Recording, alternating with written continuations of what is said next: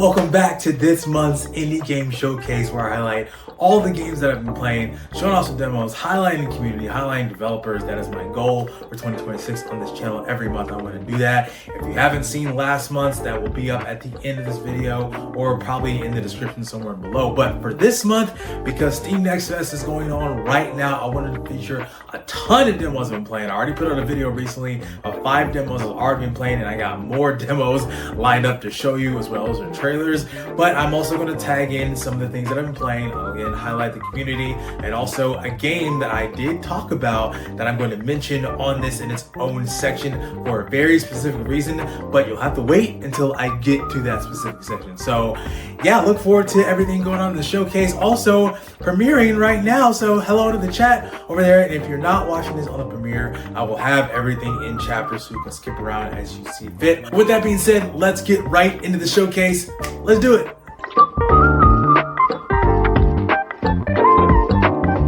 Because I was wrapped up in so many demos, I didn't really get a lot of time to play a lot of full games, but what I did play was pretty substantial. So I did play a lot of Hungry Horrors, which was this month's roguelike of the month. So again, if you're unfamiliar with what I'm doing with roguelikes, I am playing one roguelike a month for the entirety of the month, just playing maybe a couple videos on it and just talking about my experience with it, but just kind of focusing in on one particular roguelike and kind of focus up on the amount of roguelikes I play, because I play a lot of them. But Hungry Horrors was the focus for February, and I had a lot of fun with it. I really enjoyed the content that is present right here. And if you don't know what Hungry Horrors is the early access deck building roguelike where you're, instead of fighting enemies, you are feeding them with delicious meals. They're based off of Irish and British folklore. I did a video recently of me trying to pronounce some of these names, and I did horribly at some of them. So it was a lot of fun, and I had a lot of fun with this one. I actually did reach the end of it, kind of the end of Act 1, so I'm kind of done with the content right now. I can always go back and get more runs and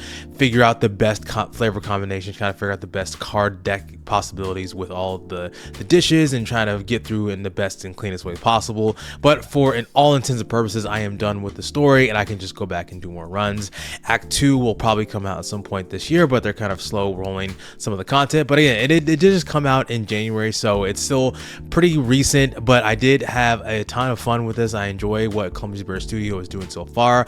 I would suggest that maybe you add the ability to have certain types of decks that you can just preload, so that you don't always have to just pick specific cards, specific recipes that you want to put in. I would love to have the ability to pick just a specific deck of things, like maybe a starter deck, or maybe something specific to a particular region of the European nations. Like maybe this is more English, this is more Irish, this is more Welsh, this is more this and that. So I would love some more deck building variety, the ability to create your own deck. So I think that would be a fun and interesting idea to put in. But again, I'm not a game developer, so maybe that's not really a good suggestion, but I think that would be something to put in there. But I did have fun with Hungry Horrors. Great early access roguelike so far. Can't wait to see what happens next and more with this great game. I did finish all of Herman and Pig about a few weeks ago, and I did put out a video kind of describing my thoughts on it. So if you want to see that full video, I will put that up in kind of the pinned thing up there if it pops up when I'm doing this. Hopefully it doesn't when I do that. But I did have a ton of fun with this one. Looking back on it, I did enjoy this one a lot. I really enjoyed the amount of accessibility that was present. I did talk about that in the full video, where you have the ability to change your play style, the ability to not have to remember all the button combinations for your attacks, and kind of turn it into a more standard RPG like feel, which is what I actually did for my playthrough, and actually made it way better than I thought, and I enjoyed that a lot. But I still kept the timer in there. But there's a lot of customization and accessibility that you can use to customize your experience what you have in Herman and Pig. But overall, I thought this was a great game. I love the art style. The story goes in some crazy places. It's very trippy. I enjoy this a lot. This is a fun game. If you haven't played Herman and Pig already, I highly suggest you do. It's probably one of my favorite games so far of 2026, and there's a lot of bangers coming out. I think I'll put this one and Escape from Ever After as my favorites after I finish them. I'm compiling a list of all the games I played over 2026, and I did put favorite on Hermit and Pig. So yeah, great game. Check out Hermit and Pig if you already had a great time with it. And again, if you want to see my full thoughts on it, check out the video that I put. That'll be in the description or in the top thing below. I'm pretty deep into Mio Memories in Orbit. Man, this game is incredible. Art, music, the traversal mechanics, all of the abilities, the story, the world building is amazing. Definitely a almost game of the year contender. Honestly, I'm almost done with the game. I think I'm pretty close to getting towards the end of the game. I've gotten a fair amount of progress. I've gotten all the upgrades so far, so I'm getting close to the end of Mio Memories in Orbit. But man, this is a fantastic game. The music, I need to do a full video on the music, but I need to have time to sit down and listen to the entire soundtrack because there's 75 tracks on this OST. I can't believe there's that many tracks on this one OST. It is incredible. It's a great mix of what I'm probably going to describe whenever I do this full video of haunting beauty mixed with absolute bops, because when you're exploring the world, you have these ethereal-esque type of songs that kind of move in and out. That's very haunting, but also very mysterious and beautiful. But then when you get into bosses, the music really ramps up, especially in the phase 2 part of the bosses where you're getting close to beating the boss. The vocals or the instrumentation kind of ramps up and you hear the full weight of these boss theme songs. It is incredible. I am enjoying the heck out of this game. Man, Mio Memories in Orbit is amazing. I knew it was going to be amazing when I picked it up, and I'm so glad that I am right on that. I don't know if it's harder than Silksong. I think Silksong has actually taught me a lot about how to embrace difficulty and how to embrace the challenge of Metroidvania. I think coming off of a game like Silksong, Mio doesn't feel as hard, and maybe it's not meant to be because there's also not a whole lot of contact damage, so that's actually great. So when I run into an enemy or a boss, I do not get hit, unlike Silksong where there's tons of contact damage. But it's still challenging and it's all right. The platforming in and of itself is really challenging as well. But yeah, Mio Memories in Orbit, great, fantastic game. I can't wait to finish it up. I'm almost done, and I will talk about the music at a later time, but I gotta get through it. But man, go listen to that OST if you haven't already. Even if you don't even play the game, listen to the soundtrack. It is incredible.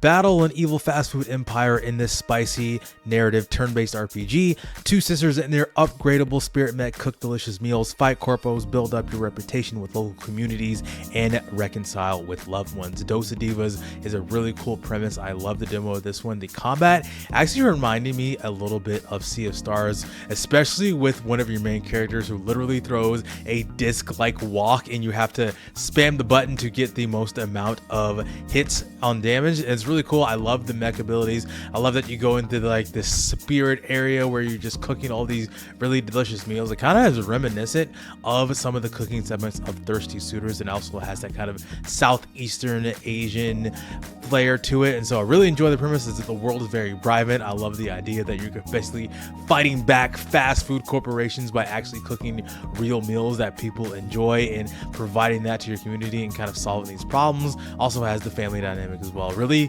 cool idea. Really love the demo of Dose of Divas. Check out the trailer.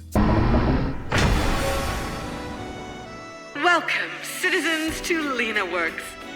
It's time to rid the world of cooking once and for all. Please visit your nearest loyalty officer to sign over your human rights. What is it? My sisters. I thought they were going to keep their filthy little hands out of my business. Look around. Nobody wants to cook anymore. They want convenience. Food makes everything better. Good times and bad. No robot stuff at dinner.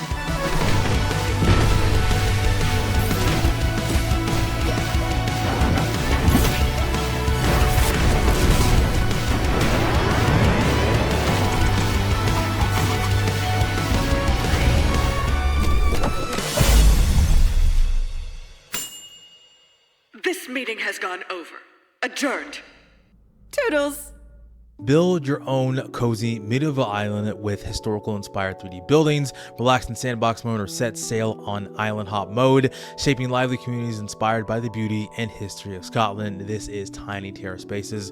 Really cool and cozy, just single player experience where you're building a city, you're building them up, you have the different tile sets and you're building communities, you are shaping the landscape as you see fit. So sometimes I enjoy a good city builder. Sometimes it's something that I just want to get into, something really cozy, something that's not overly complicated, and it's something that's very chill, something that takes my mind off it, and this is what Tiny Terra Spaces does.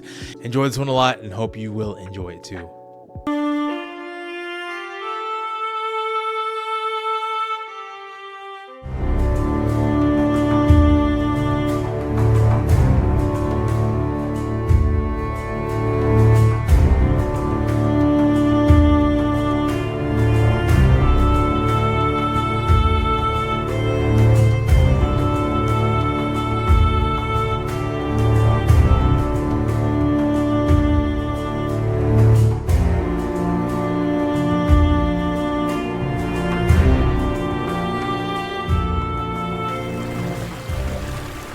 Micro Mega blends hand-drawn artistry with intricate puzzles in a surreal 2D physics-based adventure. Guide a fragile sphere through the unique world of visual artist Manny, interacting with its creatures to unlock paths and overcome challenges. A mesmerizing journey of beauty and fun. I don't know if I'm smart enough to even get through all this game. Even from the demo itself, I was like, I don't know, my brain is not working in the way that it should for this game because there's a lot of complexity with the puzzle solving, but by golly, the art is amazing. The pencil drawn art is incredible. Like, I think this was all done by pencil. This is crazy. This is really, really, really good art. I love things like this. I saw this thing on Reddit a while ago and I was immediately blown away by the art. This is crazy. This is the level of artistry I could never hope to imagine, and I'm so blown away by everything that I'm seeing on the screen, and I hope you enjoy Micro Mega. Please check out the demo, if not anything for the art. Even if you don't get through all of the puzzle segments, the art alone should sell you. Check out the trailer for Micro Mega.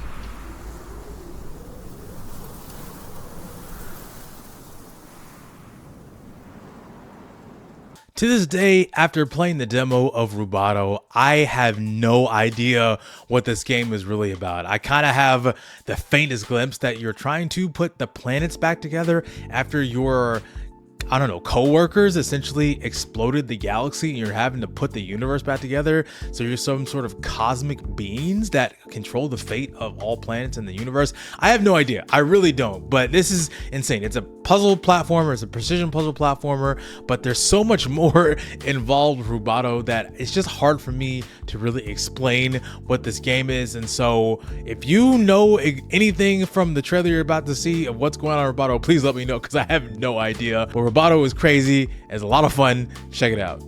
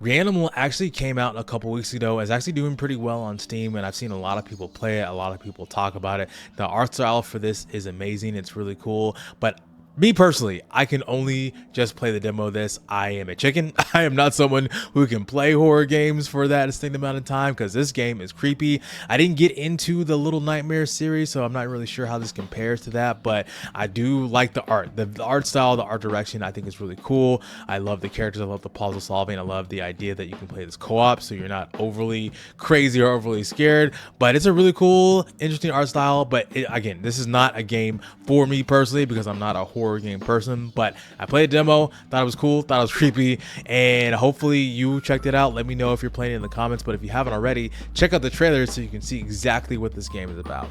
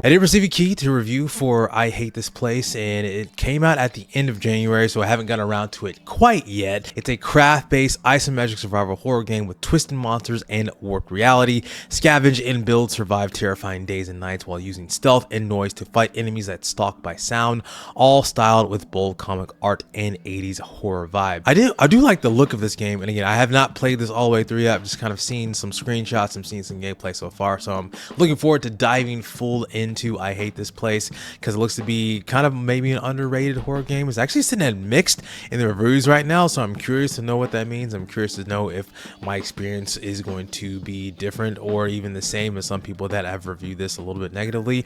But if you want to actually see a review of I Hate This Place, check out my friend Dan on the Dan Good Show. He did do a review on I Hate This Place over on his channel, so check out his review if you want to see what his thoughts about it. And I'll put up my thoughts on I Hate This Place sometime in the month of March, but I'm looking forward to playing this one and to see what all the noise is about. 2026 might be the year where all the games I've backed on Kickstarter are coming out, because Escape from Ever After came out, Emberbane is coming out, and it actually came out a few days ago, and then Loose is going to come out sometime this year, and I think another game, Mario Legends, is set to come out this year. So all the games I've backed on Kickstarter are coming out, and so I'm so excited, especially for Emberbane, which is out right now. It came in on the 24th, at least at the time of recording it says the 24th, so hopefully it's out. Hopefully devs haven't changed or shifted any of the release dates, otherwise I'll be completely wrong, and so maybe I'm wrong, but hopefully I'm not. Hopefully I'm out and I'm playing it. But I'm so excited for this one. If you're not familiar with what Emberbane is about, it is 4 elements, 1 destiny. Embark on an elemental journey inspired by tales of balance and power,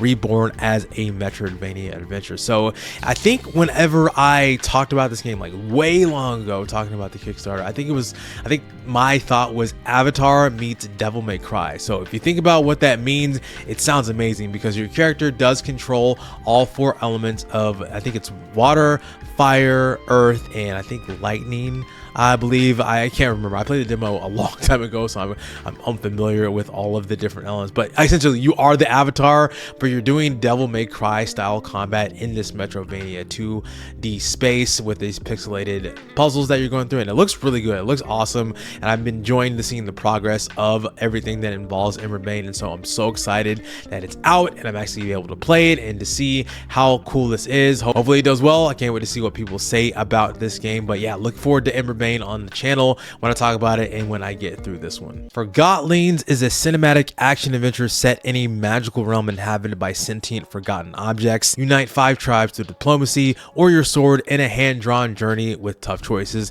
and inspire soundtrack and full voice acting. This game looks amazing. It looked like a Studio Ghibli project, not gonna lie. It looks really fun, and I saw the trailer for this game a long time ago, maybe maybe even 2 years ago. It felt like a long time ago when I saw this game, and so I had wishlisted this way back in the day, just hoping for any update on it. And then they came out on February the 17th, so I don't even remember hearing that this game came out. And I looked on the Steam page, like, oh, it's out finally. And so I'm looking forward to play through this one. The reviews are actually sitting on mixed. It's not even that many reviews at the time of this recording, so I'm really curious to know why that as well. This seems to be kind of flying on the radar of all the other games that have been coming out. So, and it makes sense. There's a lot of games that have been coming out, and so some games are probably going to get swept under the rug. But when games do fly under the radar, I do like to kind of scoop those up and highlight them on this channel, and that's what my channel is all about. Forgotten seems like one of those games that is ironically forgotten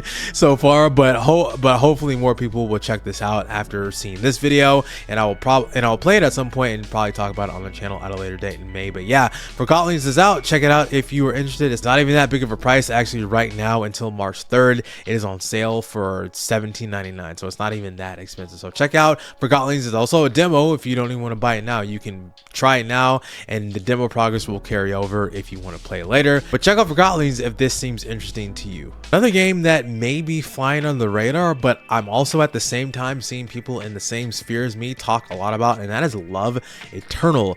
And the description of this game says, wander a castle built for bitter memories in Love Eternal, a psychological horror platformer with devious traits and an unsettling experimental narrative. Find a way out or live in shelter forevermore. I think this might be this year's Celeste, because Celeste was very creepy, a very difficult and horror platformer with the female protagonist dealing with mental health. I think Love Eternal is kind of taking the energy of what Celeste is and using their own spin on it. So yeah, I've heard people talk a little bit about it. I think this is going to be really difficult, and I'm scared to dive into this game, but I did hear enough buzz about it to make me want to buy the game. So it is in my Steam library, and I'm going to play it, and I don't know how frustrated this game is going to make me.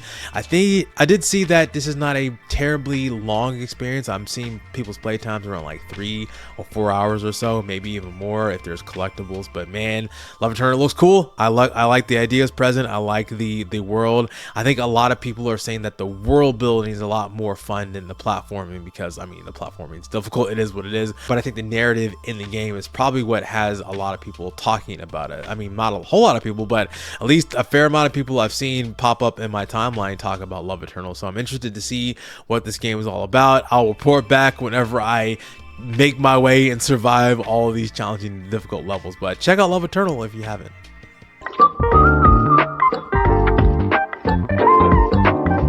Ardenfall is an immersive RPG set in a world of intricate politics and ancient cultures.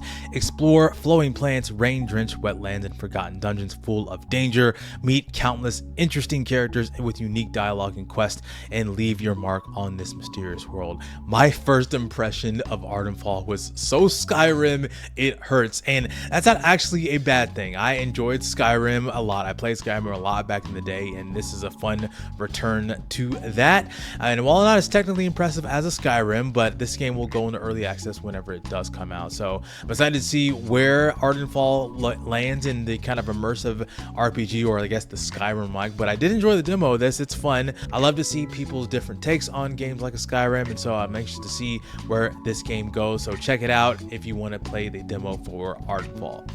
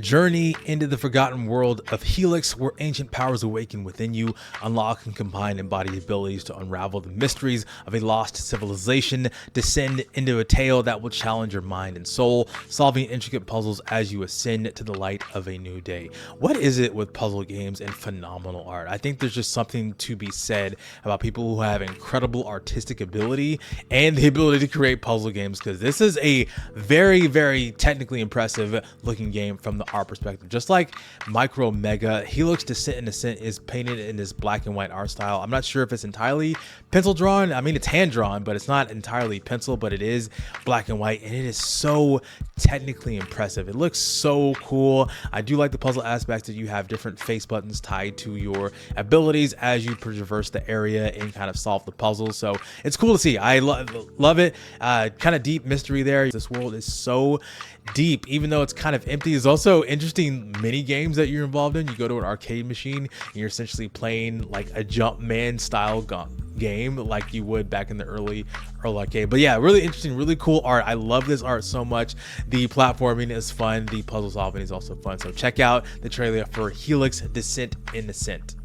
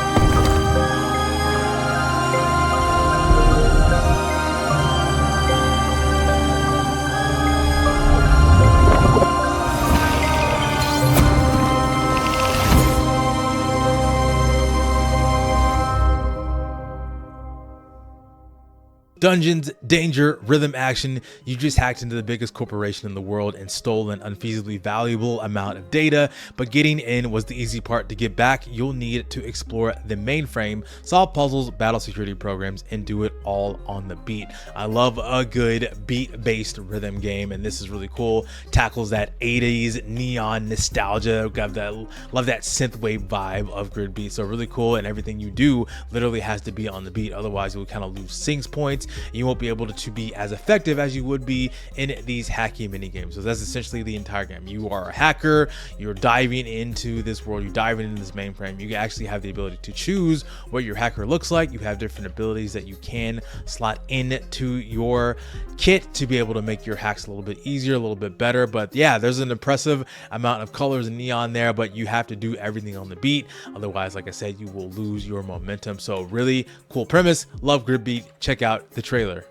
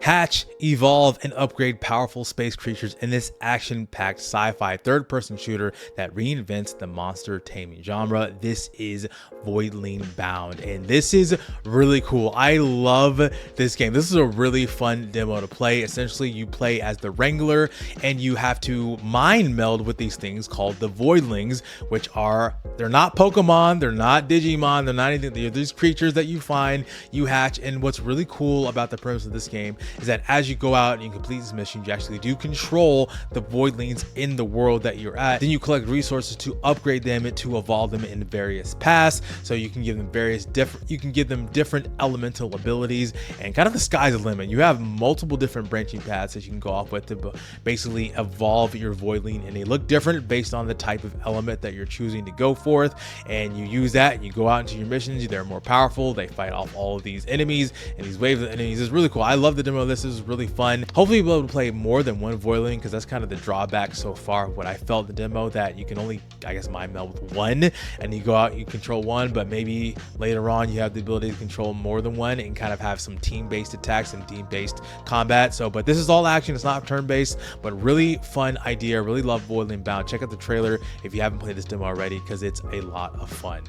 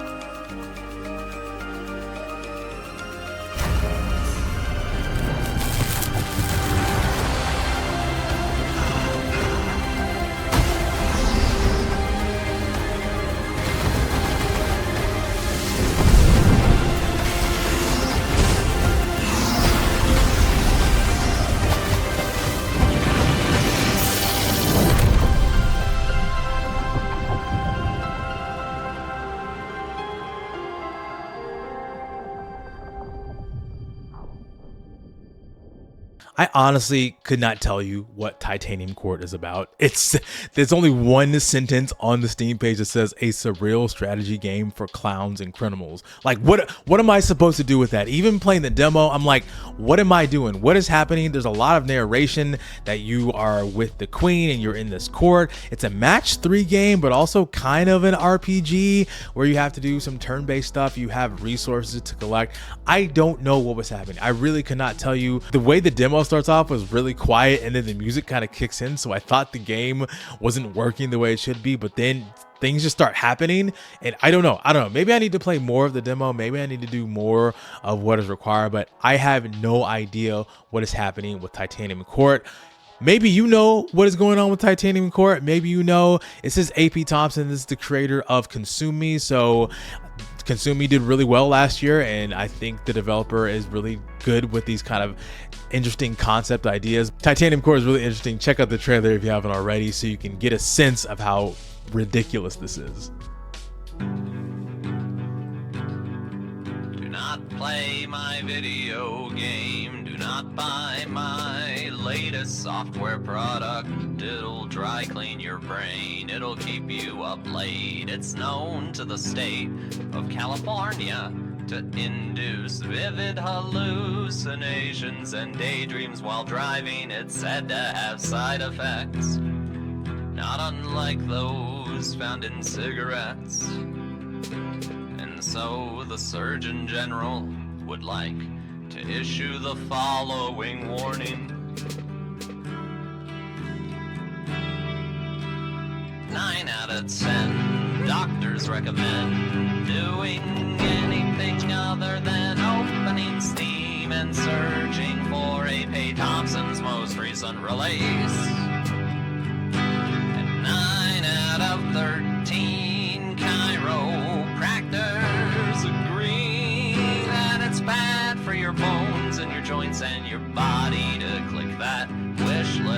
blink. If you do, then 9 out of 10 omens portend bad tidings. And 9 out of 12 jurors stand ready to render a verdict of guilty. Now, 99 out of 100 United States senators support a bill to prevent A.P. Thompson from ever releasing titanium court. They'll make it illegal to own or import or even to torrent.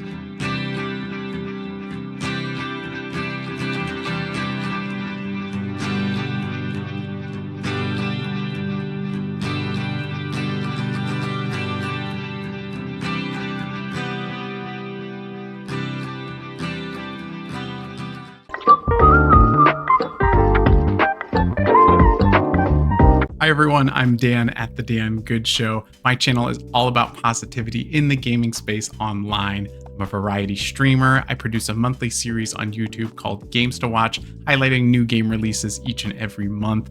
Also do video game reviews, previews, all of that good stuff. I cover and play everything from management sims, indie games, AAA, quadruple A, open world RPGs. I love it all. One of my favorite things about creating The Dan Good Show is finding like-minded creators like Chike, whose channel is such an awesome resource for finding amazing new video games. So thank you so much, Chike, for the shout out. For your viewers, you can find me everywhere at The Dan Good Show. You'll find a lot of talented writers on Substack in relation to video games, and one of them I'm going to feature today is a woman by the name of Margot out of the UK, and it reads, "Hi, I'm Margot, and I'm the author of the Substack Margot Plays." On my Substack, you'll find spoiler-free reviews of mostly indie games, where I try to dig into what makes the game special, their creativity, storytelling, the whole thing. I also like to add in why I like the games and what resonated with me. A nearly 40-year-old woman who grew up playing games but then stopped and now started again in her 30s. Apart from reviews, I share monthly game journals listing what I've been playing across PC, Steam Deck, Switch 2, and sometimes PS5, and I write about what it means to be a quote-unquote gamer, about gaming culture, about events I go to such as Gamescom last year. When I rediscovered gaming and with that indie games, I wanted to find more people like me playing more indie games and mostly on handheld PCs. That's why I started to write, as that has worked for me in my other hobbies before. And I found a lovely community on Substack, but also in the Good Game Lobby Discord. You met Say from Good Lobby in the community spotlight last month, and on his Discord as well you will find me most days. That's where we run monthly gaming clubs, talk about things like gaming and croissants. I would love to see you there, and that is very true, because this month we played Cult of the Lamb, next month we're playing Dread. So hop into the Good Game Lobby Discord if you want to chat with people like Margot and Say and Oya and other people that I will then feature again in the next month and the months to come. And I hope you check that out. I hope you check out Margot Plays. Again, I'm showing a lot of her work in the background here. So thank you, Margot, so much for wanting to be featured on this. Definitely check out her Substack because she does a lot of great work covering video games in her own way. It's always fun to meet people from different walks of life to help share in their passions and their hobbies and also similar gaming tastes. So check out Margot on Substack. Another creator I'm featuring for today is Weston, aka Big Nerd Gaming. So I'm on his blog right now, and he's going to talk about what he does and all the things that he is doing. And I'm just going to read his description. It says, "My name is Weston, aka the Big Nerd. I count myself as incredibly fortunate in this life. I have an amazing wife, a beautiful daughter, and tons of amazing friends, many of whom I consider family. And yet, one weird thing has always been missing from me. Despite video games being one of my main passions, I've never had anyone to really talk about with them. Facts, twin. Besides some of my really big releases, when I make Facebook or Twitter posts about gaming, I mostly am talking to a digital wall. The other thing missing from my life has been writing. Despite growing up only wanting to be a journalist, I never ended up working out for me. I often have an itch to write, mostly ends up writing about long Twitter threads on my personal account that few people might actually click all the way through.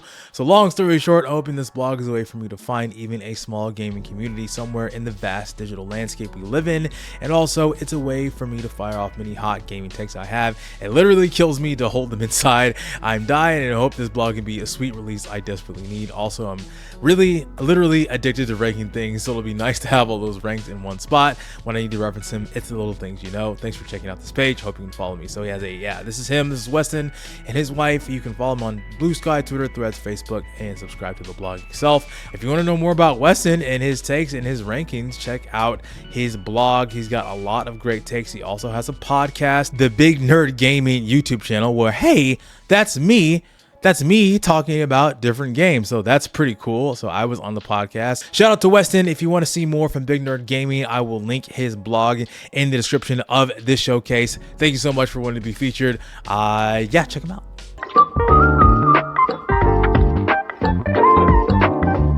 And now the moment you've all been waiting for. Why am I so closely connected to this game, Luxuriant? What is all the hubbub about?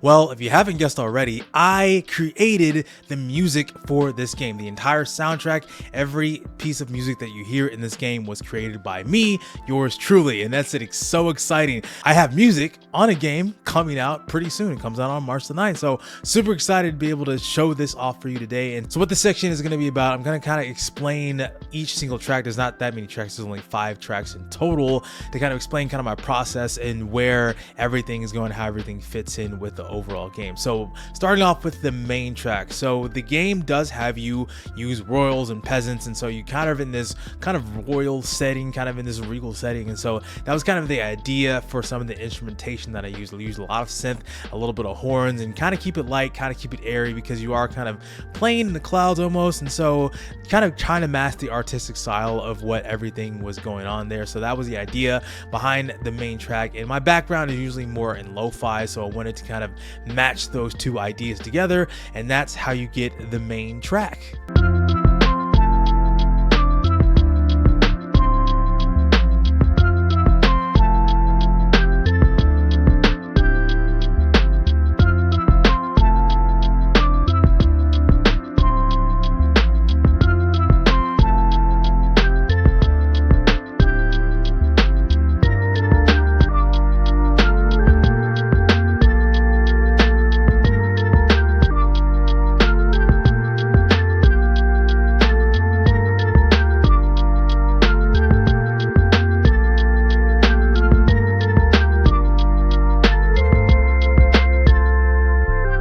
There's also a shop track that was added in, kind of similar to what I did for Balatro, kind of keep it very minimalist, very easy, kind of only 2 instruments there to kind of solidify that kind of shop or thinking feeling. So that's kind of the idea for the shop theme.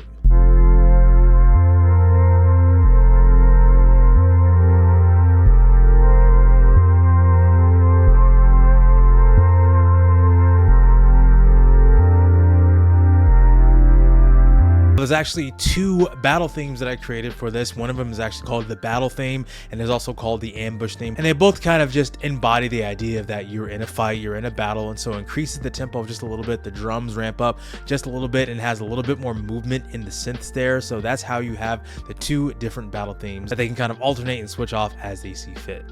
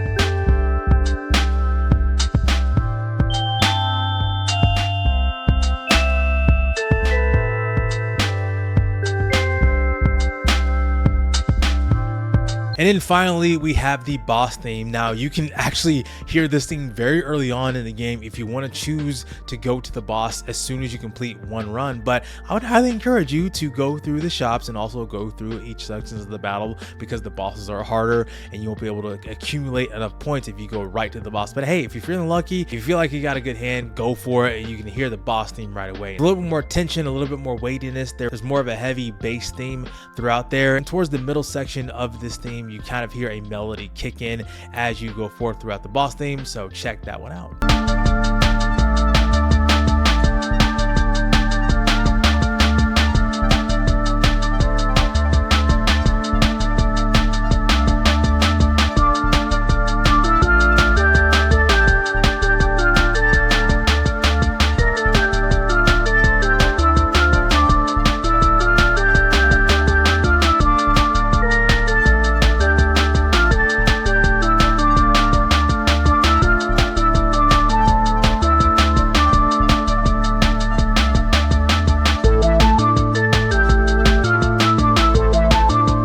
That's every single piece of music that I have created for Luxuriant. If you go to the Steam page right now, you can see the actual downloadable soundtrack. The soundtrack will also be available on Spotify or other various streaming platforms, or even on this YouTube channel for you to listen to as you see fit. I think I'll post this up probably at release date, or maybe sometime around release date, depending on when I get to it, but that will be coming out soon. But you can check those out by going to the Steam page and then downloading that whenever the game releases on March the 9th. And again, I'm so excited that I have more music that people can listen to for an actual released game. So check out the game, check out the demo if you haven't already. I'm so excited. Shout out to Doug, aka Goblin Rut, for giving me the opportunity to create music for this. There is a roadmap planned out for 2026, which may include more music from me depending on how this game goes. So I highly encourage you to pick up this game whenever you have the chance, or play the demo. Let the dev know how you feel, give him feedback. I hope you do pick up Luxuriant, and I hope you listen to the music that I've created for this game. So excited to be able to share that with you today.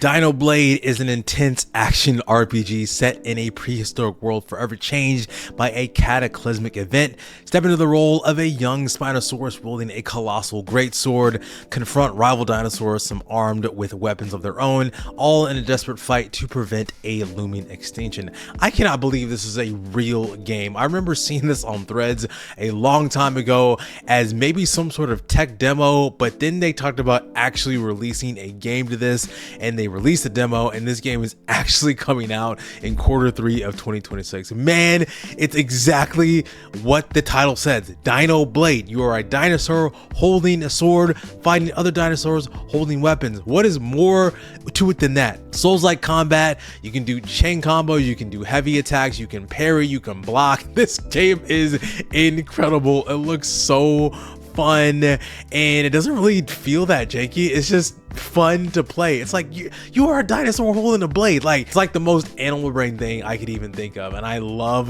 the fact that this is a real game that someone came up with, and it's gonna come out at some point. Check out the trailer if you haven't already.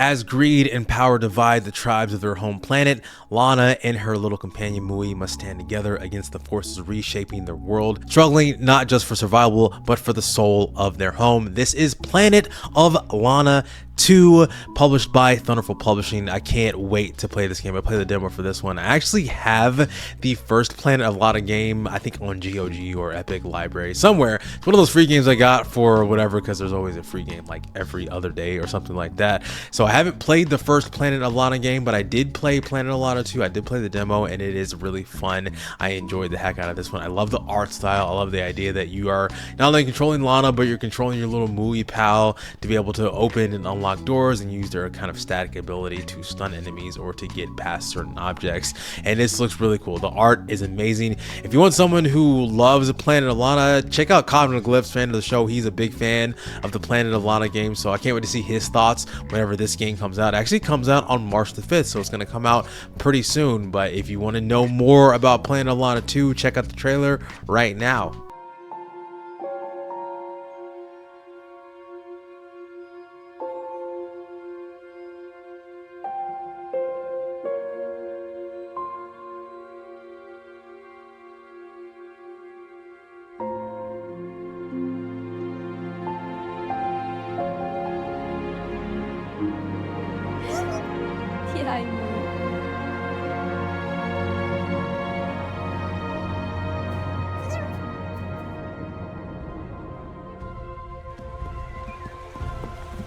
Olay mój.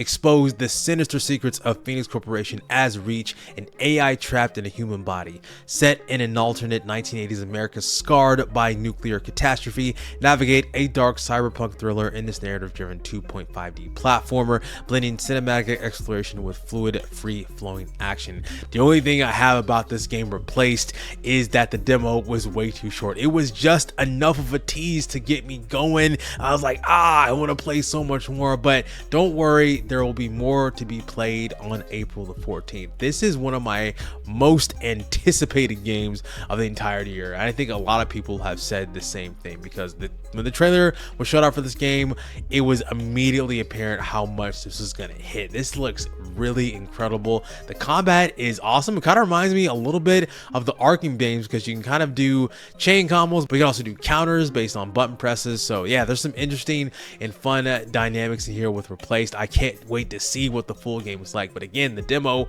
was way too short. I really wanted so much more, and you're gonna get more with the trailer, but that's all you're gonna get until the game comes out in April.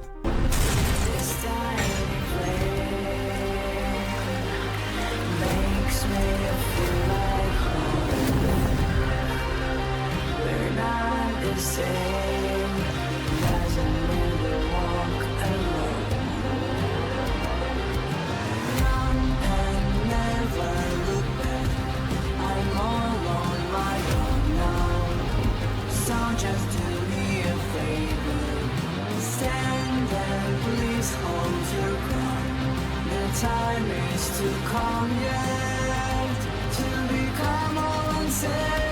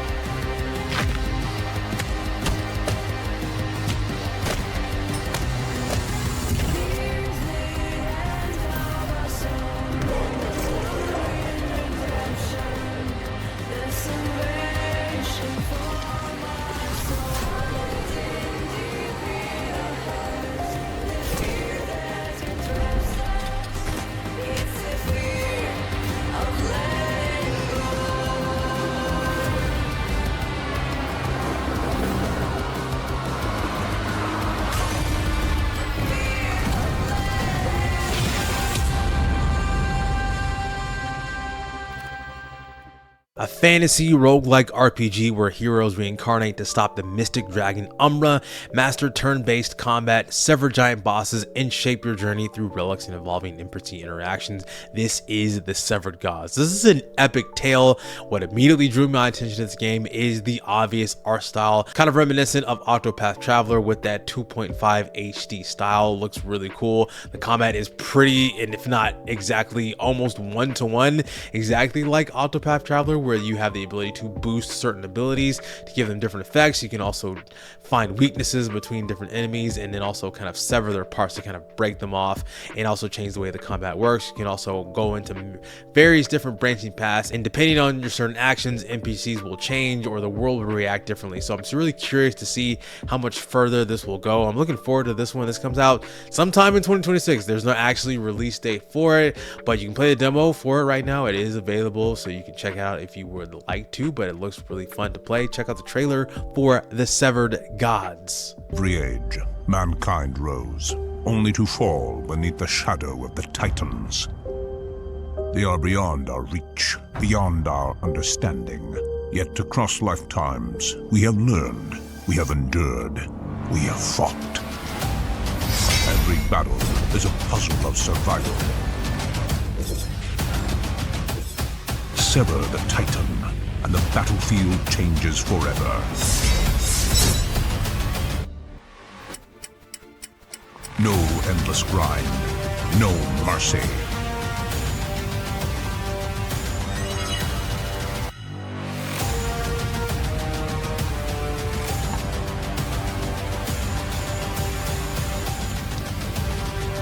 Only battles that demand every thought, every choice, every turn.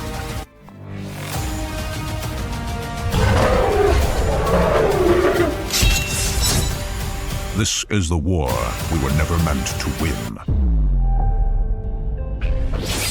The Severed Gods. Wishlist now. Step foot into the lair of the insect god if you dare.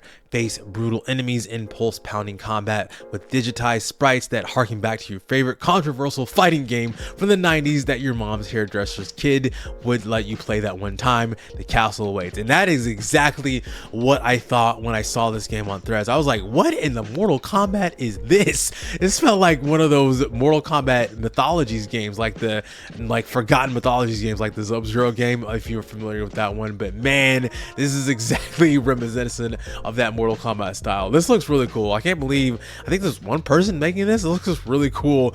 And so what this game is, it's a retro action adventure kind of Metroidvania style game where you are just kind of zooming in on the camera. There's combat sections, there's also exploration sections, and you're getting various power-ups as you go, fighting bosses, fighting enemies, all the standard stuff you would find in a game like that. But I think the art style is what sets it apart from most games in this genre, because not many people are doing what Mortal Kombat 1 did now because of the way technology works. And so I'm just really baffled that a game like this exists in this style. Again, it's a little janky. I'm not gonna lie, it's not the best controlling or the best feeling game, but I do appreciate the idea present, and I can't wait to see how this game unfolds. It's coming soon. No actual release date on it, but the demo is available for Obey the Insect God. Check out the trailer for this one.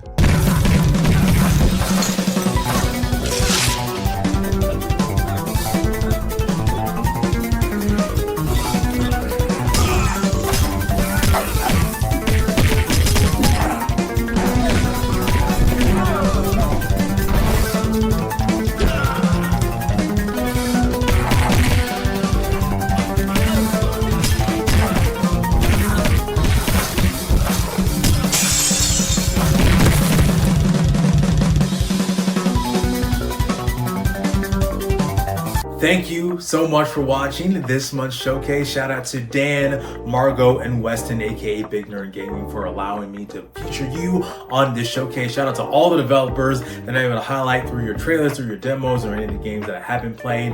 And a special shout out to Doug, aka Goblin Rut, the creator of Luxuriant, for asking me to make the music for it. So I hope you guys check it out. I hope you check out the release. It actually comes out here pretty soon, so check that out and play the demo if you haven't already during Steam Next Fest, and play all the demos that I mentioned on on this, again, that will be in the description below. You'll find every single link to every game that I've mentioned on this showcase, so you can check them out for yourself or play them, leave a review, and just check them out and peruse as you see fit.